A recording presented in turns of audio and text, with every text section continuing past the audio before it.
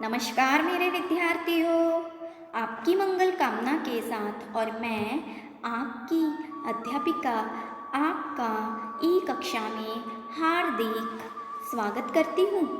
विद्यार्थियों, आज हम कक्षा 5वीं में विषय नैतिक शिक्षा में पाठ 15 स्वामी विरजानंद सरस्वती का दूसरा भाग अध्ययन करने वाले हैं। आइए, कुशाग्र बुद्धि होने के साथ साथ उनकी अध्यापन शैली ऐसी रुचिकर थी कि शीघ्र ही विद्यार्थी वर्ग पर उनकी पकड़ जम गई। इसके अतिरिक्त विरजानंद छात्रों से बच्चों की तरह प्रेम करते थे, उनका सुख दुख अपना सुख दुख समझते थे। यही दंडी विरजानंद जी की भेंट अलवर के राजा से हुई।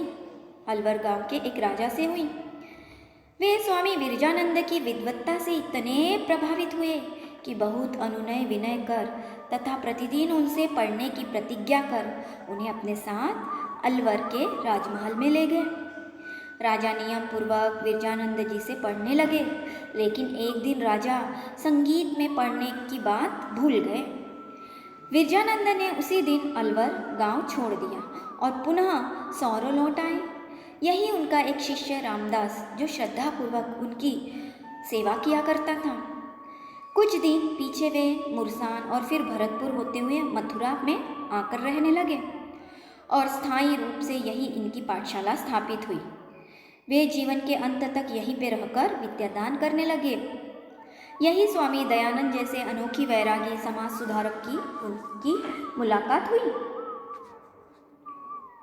और इस गुरु को पाकर तो स्वामी दयानंद के मन की चिरकाल की इच्छा पूर्ण हो गई। मथुरा में उस समय कोई 50 या 60 नाना विषयों के विद्वान रहा करते थे और हजारों की संख्या में छात्र विविध शास्त्रों का अध्ययन कर रहे थे। मथुरा का दर्जा काशी से कम नहीं था।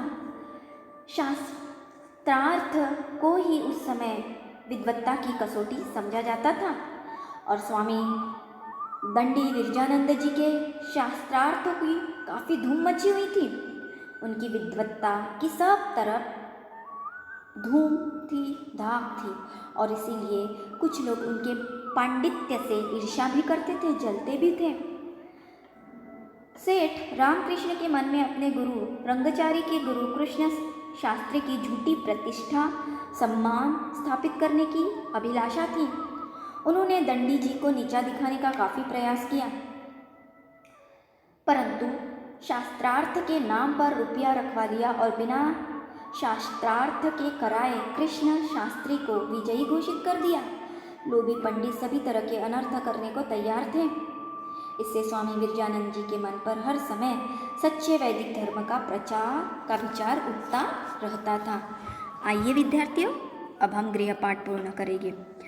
आप प्रश्न तीसरा पुनः लिखेंगे, क्योंकि स्वामी ब्रिजलाल को सन्यास की दीक्षा स्वामी पूर्णानंद जी ने दी थी।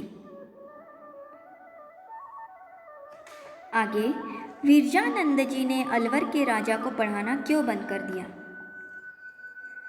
एक दिन राजा राग रंग में पढ़ने की बात भूल गए और उसी दिन से स्वामी विरजानंद ने अलवर छोड़ दिया और तब से पढ़ाना बंद कर दिया। शेष 2 प्रश्न इस पाठ के तीसरे भाग में हम पूर्ण करेंगे। इस पाठ का दूसरा भाग यही समाप्त होता है। धन्यवाद।